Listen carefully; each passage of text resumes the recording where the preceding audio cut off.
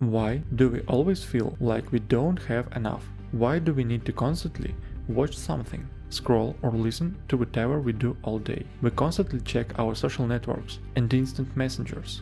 We constantly listen to podcasts while we work on our computers or play sports. And even in the evening, when we watch something on the TV, we continue to scroll through the Instagram feed at the same time. It's all very strange. Unfortunately, I can't say that I'm above this. I also constantly consume a huge amount of unnecessary content. The most annoying thing is that the more interesting content I consume, the less of me it pins. Old action movies from the 19th gave a lot more pleasure than modern high-quality movies. The content has improved and become more abundant, but we enjoy it less. However, this doesn't stop us from watching it from morning to evening, absorbing tons of it. How is it that we ended up in this trap? For example, why can't we enjoy silence for a long period?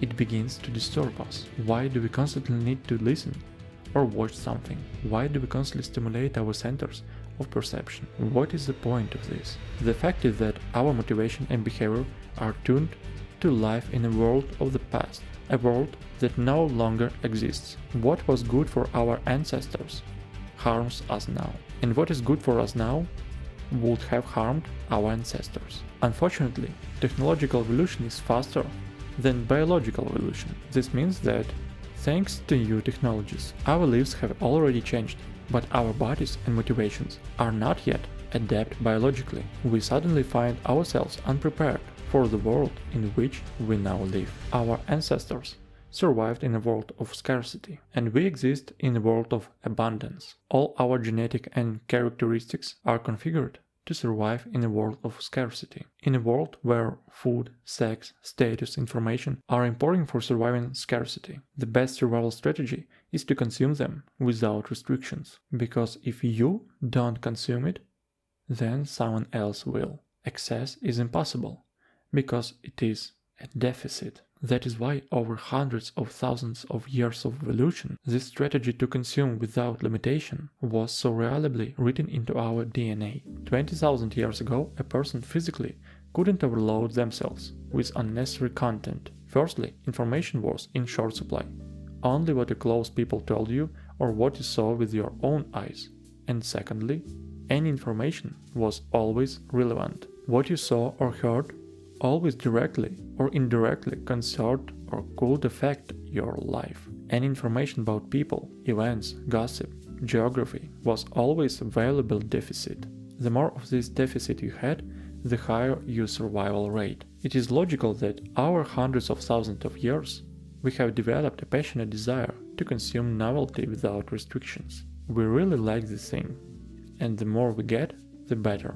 Any gossip, events, and stories are useful because they are connected with your life. Yes, it was like that. However, now the situation was dramatically changed because, firstly, information has ceased to be scarce, thanks to talking heads like mine. The amount of information on the internet doubles every year. Barking content about how some blogger ate and went the other way has very little effect on your life and on your survival, especially if this blogger lives thousands of kilometers away from you and you will never see him. But our DNA, psyche and motivations do not understand such subtle nuances. If they give it, we need to eat. These are our default settings. For these settings, we paid with our lives and hundreds of thousands of years of evolution. You can't just take them and turn them off with a snap of your fingers. So we endlessly consume content, and content with naked people attract us more than content with naked formulas. Unfortunately, these are our default settings. This whole mess is regulated by dopamine, a substance that stimulates us to chase a reward. Every time you scroll your Instagram feed, you get a microdose of dopamine. Every time you want to see something new, dopamine gives you a buzz of anticipation. The finger tenses, the picture changes, the ideal dependence. If you connect the wires from the finger directly to the brain to stimulate dopamine, then you don't even need to change the picture. A person like this mouse will move its finger until it dies of thirst and exhaustion. It's a very strange system. Why does it have such glitches? Because Not only the long-term system is important for the survival of the body and motivation, but also the short-term. You need something that will stimulate you to do right actions, here and now, that are necessary for your survival. If you are thirsty or hungry, then something stimulates you to look for water or food. If you miss while hunting, then something stimulates you to continue trying. If the picture doesn't bother you, something stimulates you to scroll further. This something is dopamine. But this system doesn't give a constant high from achievement, because its task is to stimulate the desire for a reward, not to enjoy the reward itself. At the moment when you get what you want, your dopamine level quickly drops. The desire to buy an expensive car or an iPhone gives more pleasure than the device itself. Anticipation and expectations drag on, but possession reduces our high. There is an evolutionary expediency in this. We should be dissatisfied with our current situation in order to strive and anticipate something new. By the way, all this whining about the fact that now it's bad and it used to be good, this psychological thing is similar to this, because there is no evolutionary expediency to be dissatisfied with the past. You cannot influence it, but there is an evolutionary expediency to be dissatisfied with the present in order for you to achieve something, to strive to move somewhere. We must anticipate and strive for something new. If you regularly receive $1,000, then the dopamine surges will be minimal. This is your base level. But if at some point you unexpectedly receive $10,000, then there will be a powerful temporary surge because the reward is greater than expected. And then you will try to repeat it for a long time. All casinos work on this principle. A person wins once and then loses many times in the hope of winning again. However, if they start giving you this $1,000 in regular payments, then very quickly your increased dopamine level will be adjusted to the level it was before, with $1,000, because the reward meets your expectations. The anticipation will disappear. The high will disappear. Further, in order to get high, you need to start some kind of your own hunt. Start some kind of your own project. Go to a casino or start scrolling Instagram. You won't be able to get constant pleasure with the help of dopamine. The body quickly gets used to it. The sensitivity of the receptors drops and the pleasure decreases. Note: if you don't receive the expected portion of dopamine, then you experience strong dissatisfaction and irritation. If suddenly at some point, instead of the expected $1,000, you were suddenly given $100, then you will be very dissatisfied. Your dopamine level will drop and your cortisol level will rise.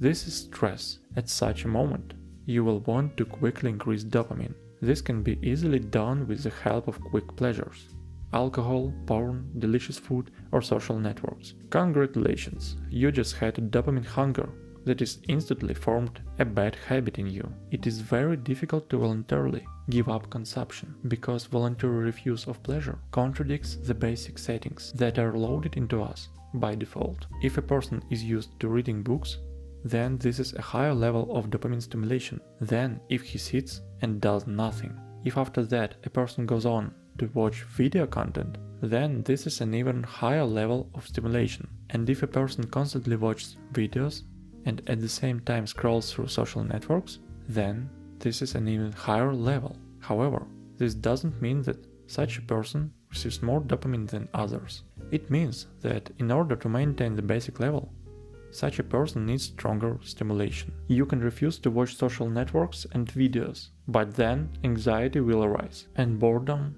discomfort. Modern people have jacked off their dopamine so much that they have to consume content not to get pleasure, but in order to avoid this discomfort. A similar system in narcolepsy is called withdrawal syndrome, negative motivation. An addict consumes substances not to get pleasure, but in order to avoid breakdowns. And now imagine that the sale of this digital dope is legal and all the major internet corporations are involved in it for money. Social networks earn from our attention. The more people in the system, the more expensive they can sell advertisements and make more money.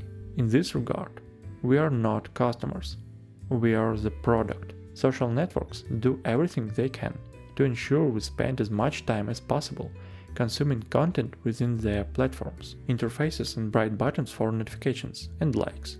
A system of recommendations and itching. The richest and smartest people on the planet are constantly thinking about how to increase our addiction and consumption. It's difficult to break out of this, but we'll try. Recommendation number 1. Independent control over your consumption. Every time you view a feed or a site with an automatic recommendation system, you lose control over the content you consume, because the system is not interested in you consuming complex developing content. The system is interested in you consuming the content that most distracts your attention. Naked people instead of naked formulas.